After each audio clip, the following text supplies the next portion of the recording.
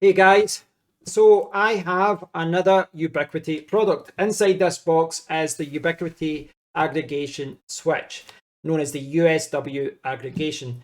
I believe it's been out for about 3 years, so there is a risk of a newer model coming out to replace this one. But I was still eager to get this because it ticks a lot of boxes for me. One is the price. It's £260 to £270 in the UK, which I think is fair because this has 8 SFP plus ports. So I've got 8 10 gigabit connections, total switching capacity of 160 gigabits per second. And I'll be using them with direct attached cables to link to other switches, but I can also use transceivers to connect to my patch panel and to RJ45 ports, etc. So it's quite flexible, but one of the key things for me is that downstairs at my patch panel, I've got a 4U rack, but it's a very shallow rack. It's like 15 centimeters deep, and this is 12 centimeters deep. So as long as the power adapter isn't much more than 3 centimeters, I should be okay. And if it is a little bit more, I can, use extenders, etc., to work around it. Okay, so without further ado, let's have a closer look at the Ubiquiti USW Aggregation Network switch.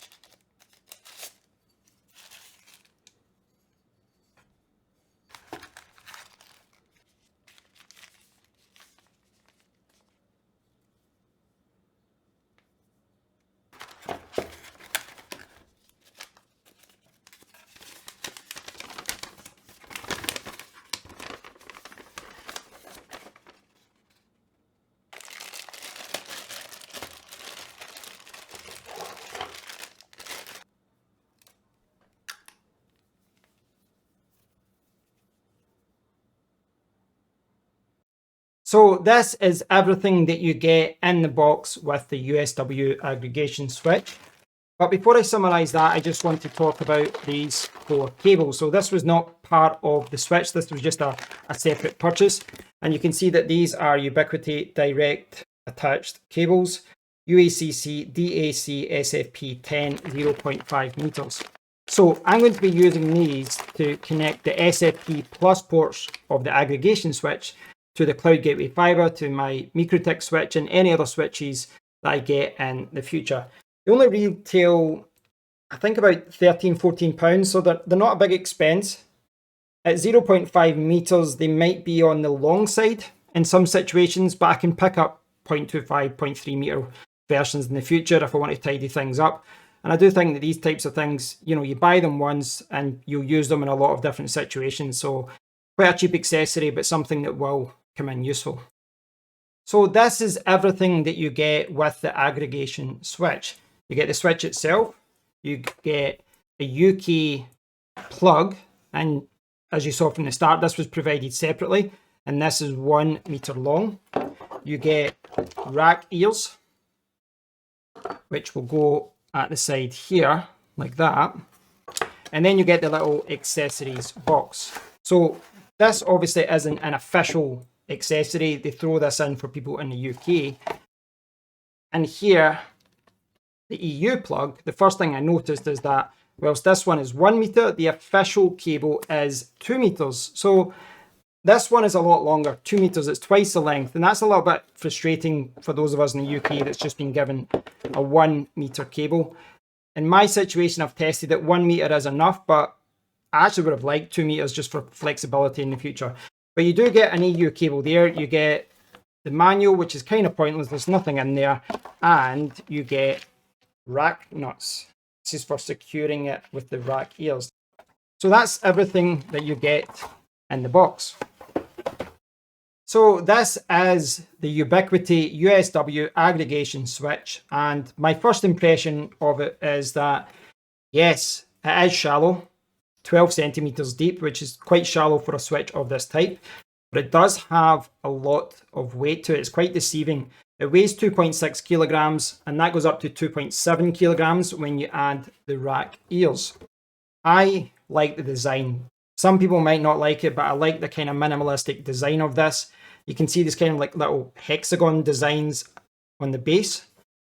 When it's powered on, you'll see the display there, and this is all kind of flush. And then we have the 8 SFP plus ports, and there is also a reset button down the bottom right. Now you can obviously use different things with that, but I always find the SIM ejector tools are one of the best ways to get into the reset button. Each of these SFP plus ports have a cover, and it's quite nice there. It's a nice wee way to keep those ports dust free. Now this can deliver up to 36 watts of power, but they do recommend that you limit Ethernet RJ45 transceivers to 4. And this is a fanless design, so they do recommend spacing out those transceivers, 1, 5, 2, 6, that type of thing. And I'm sure you're aware why transceivers run so hot, even when you're using like 1 gigabits per second in a transceiver, which I'm doing down my QNAT switch. If you're running 10 gigabits per second, these things draw like 3 watts. They run very hot to touch, and obviously you don't want to throttle your connections. You don't want it to switch off. So I would stick to that hard limit of 4, or even less if you can work around it using a different switch.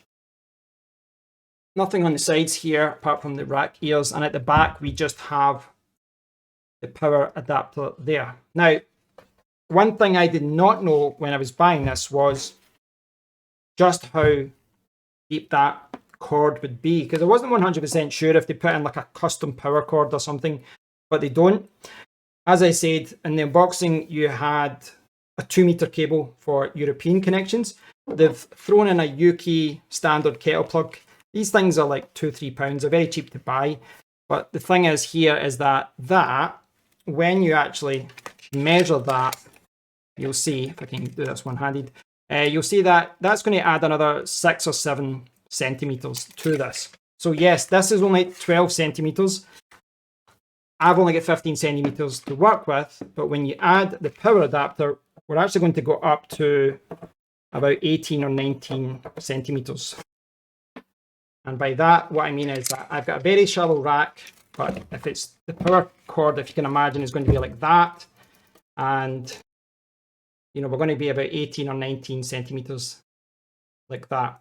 Now, I was aware of this. This is just something I have to deal with because I have a very shallow rack. And unfortunately, there's not a lot of 1U switches that kind of fit my rack. The MikroTik switch that I bought, one of the reasons I bought it was one of the only ones that actually fit. But that MikroTik switch has a DC power adapter, so that was fine. This doesn't have a DC power option. It doesn't have a PoE option.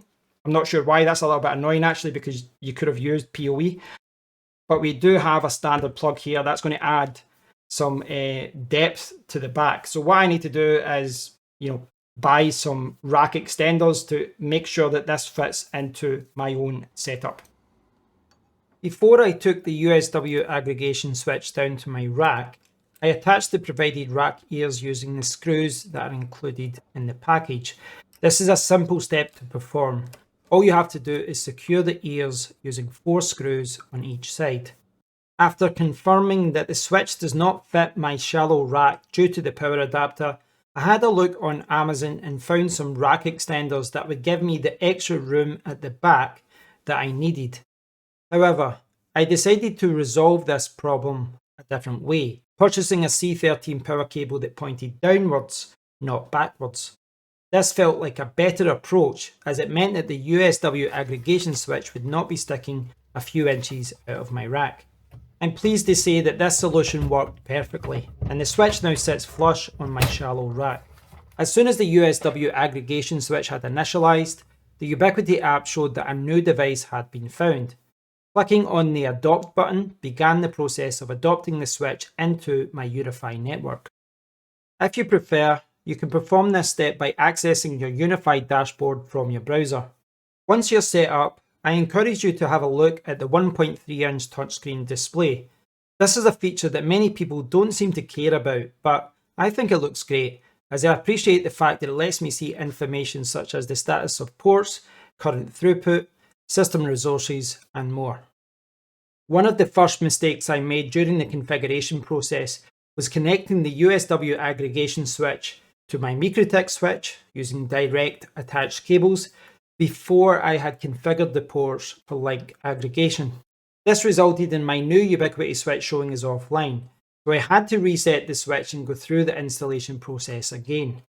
Once I configured the ports correctly, my switches were working in harmony. I did not expect my Ubiquiti UCG Fiber to support link aggregation, but I was curious to see if that was indeed the case. So the next day I connected it to my USW aggregation switch using direct attached cables, which, as expected, caused a network loop error. Another thing I discovered the hard way is that link aggregation ports have to be defined in sequence. I just assumed that you could select any two ports from 1 to 8 and place them into a link aggregation group. But if you do that, the switch will disable every single port in between those selected ports. So you have to make sure link aggregation ports are in sequence. For example, you can select 1 and 2 as link aggregation, or 2 and 3, or 3 and 4, 4 and 5, etc. It is now around 5 or 6 weeks after all of the previous footage, clips, etc. were recorded. So it's 5 or 6 weeks after I bought, unboxed, and installed the Ubiquiti USW aggregation switch. So I think enough time has passed for me to know how it works, and I am happy to say that the switch has been running fantastically. It's been running smoothly. There's been no unexpected downtime after some teething problems with the setup process, etc. But as it stands just now, it's working great. Now, my rack has changed a little bit since then, and my cable management is still in a state of transition. I do need to change some of the Ethernet cables and the direct attached cables. They're a little bit too long for the ports that I'm connecting. But the installation went great. There's plenty of clearance at the back of the aggregation switch, and it's all running well. So what I'd like to do in this section is jump over to my Unifi dashboard and just give you a quick look at how the USW aggregation switch works within my network. Now, just to make it easier to see what's happening, I'm going to hide myself like this. And now you can see everything that's happening. So this is the dashboard for my local network. And if I click here, you'll see topology. Now, if I zoom in a little bit, actually, I'll maybe turn it around. I prefer it that way. Okay. So this is the topology section. And what you can do is show internet traffic. And I've found this particular feature incredibly useful. It helps you see where traffic is, where most of the traffic is going.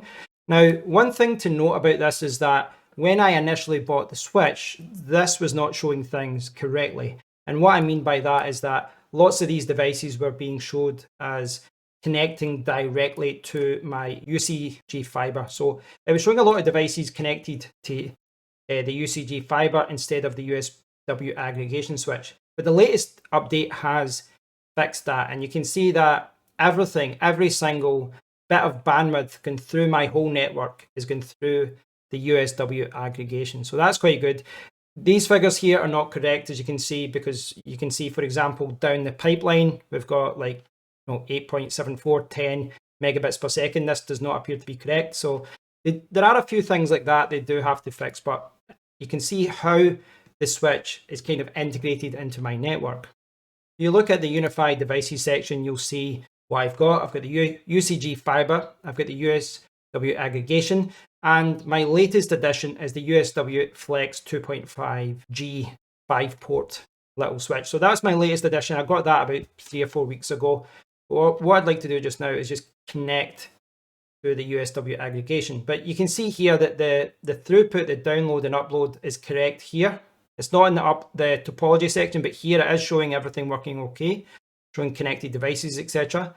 And if I click on it, at the right hand side, you'll see lots of devices. You'll see the IP address, MAC address, you'll see the device, etc. And there's different options here. Over here, you can see network override. You can set the IP configuration. You can enable global switch settings. And for that 1.3-inch touch screen display, you can change the brightness. You can rotate it if you're displaying the switch at a weird angle. And you can disable that screen in night mode at certain times and turn it off. And there's different options here for loading configuration and different things like that. Now, if you go back here, you'll see the port manager, and that's where I had a lot of problems initially. So with the ports, the problems I had initially were mostly due to link aggregation. So take that away just now. So right now I've got port 1, I've got the UCG Fiber, and ports 2 and 3 are my Ubiquiti switch. And you can see here that I've got it set as aggregating ports 2 and 3, and that's how I've got everything set up there. Now, the initial teething problem that I had with that was that I connected the cables up before I had that set up, and I also had it kind of set up incorrectly. As I said in the last section, if you set, say, port 2 and port 6 as link aggregation, then 3, 4, and 5 would all be disabled effectively, and it just creates this kind of weird issue. So you have to keep those link aggregation ports in sequence. So I've got 2 and 3 for the Ubiquiti switch. Now, I did have another issue with my QNAP switch later on. It was the same issue with the loopback, and I thought it was Ubiquiti, but it turned out to be a setting on my QNAP switch. And once I configured that, once I set that up correctly, it was all working good. Now, I click here, you'll see it bizarrely it's showing 5. It kind of looks like a 6 from here, but it's showing 5 is blue, and this one's kind of grayed out. But if you click on 4, you'll see that I am aggregating ports 4 and 5, and that is what's going up to my QNAP switch up the stairs. That's a 10 gigabit Ethernet switch. So that's how it's set up. It is quite a simple setup just now. I've got my router there, the UCG Fiber, then I've got my Ubiquiti switch, 2 connections going there, 2 10G connections, and I've got 2 10G connections going up to my QNAP switch. In the future, I will be utilizing some of these additional ports to connect to my NAS or to connect to another switch. But you can see that it is straightforward. There's no complications there. It works really well. You can look at packets and traffic and different things. I don't have any VLAN set up just now that I'm utilizing directly through the switch, but you can see you've kind of set up the profiles for Internet of Things, DMZ, etc. But I'm not really utilizing those just now. This is really a work in progress. But that is how I've got it set up just now. It's quite a simple switch to manage. There's nothing too complicated there. And even if you don't have a lot of experience of working with managed switches, I don't think you're going to have any difficulties. The real difficulty is that, well, Ubiquiti doesn't really give you a good manual. There was no instructions that advised me about that link aggregation issue where you have to place things in sequence. I really do wish they'd better documentation for that type of thing. I really do think they should have explained that better. But just bear that in mind. Make sure any link aggregations to other switches, if you're putting 2 cables to another switch, make sure you do it in sequence. So despite the poor documentation, I'm happy because everything's up, everything's running well, and at this point, I don't even have to check it really because there's no downtime. Every so often there's maybe an update, but for the most part, it's set up. I can just leave it as it is. I hope you've all enjoyed learning about the Ubiquiti USW Aggregation switch. It's been running 24 hours a day for 5 or 6 weeks now, and I'm delighted with the purchase. After that initial problem that I had with link aggregation, Once I set it up correctly, it's been running great. Absolutely no issues. Now, one of the recurring questions that I get on my review videos is, can you recommend it? And the answer is yes, but it's yes with an asterisk. And that asterisk is, does this switch fit your needs? Because that's the thing with network switches. You have to buy the network switch that fits into your own network and does what you're looking for. For me, the USW aggregation switch ticked all boxes. It was exactly what I was looking for. I was looking for a network switch that would fit into my shallow rack, and I managed to squeeze it in there. I was looking for one that wasn't too expensive, and I think it's fairly priced. And I was looking for one that had 10G connections, and this one has it. Now, I did have to buy additional SFP plus adapters to do what I had to do, but I was happy to do that. And I guess the most important thing is that once you've got a network switch set up and you've configured it and you've got all your cables connected, the most important thing then after the setup process is, does it work and does it run and is it reliable?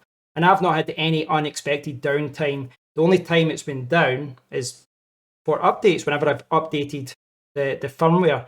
And there has been a couple of software updates already, so I'm quite happy that Ubiquiti are still supporting it well.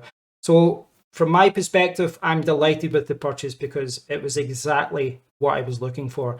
So if you're looking for something like that, a shallow 1U network switch that is not too expensive, has a lot of 10G SFP plus connections, that works within the Unifi ecosystem, then I think this is the switch for you. But as always, check what other network switches are available from third parties, but you're within the Ubiquiti ecosystem. Check what other Ubiquiti switches might fit into your network.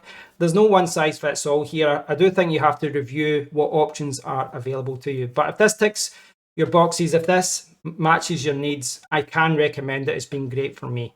So thanks for watching, guys. I'd love to hear your thoughts on all this, so please do post a comment below. If you've enjoyed the video, please do give it a thumbs up and subscribe to the channel. And until next time, take care.